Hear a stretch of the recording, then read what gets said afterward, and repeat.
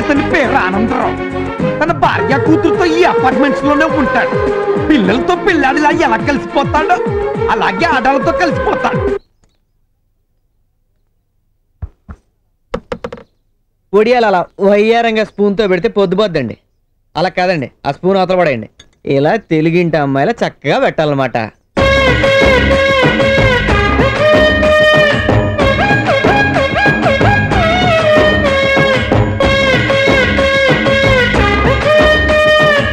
అరే చిరచగబలి పెట్టిస్తున్నాడే, ఎక్కడ నేర్చుకున్నావయ్యా?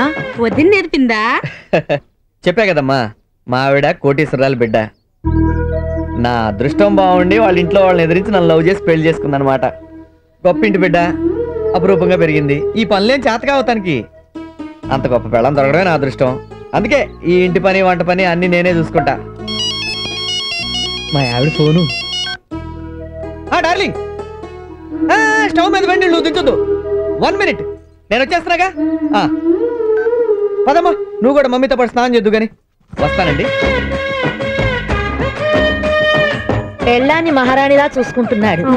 మన మొగుళ్ళు ఉన్నారు ఎందుకు? కంచానికి ఎక్కువ మంచానికి తక్కువ.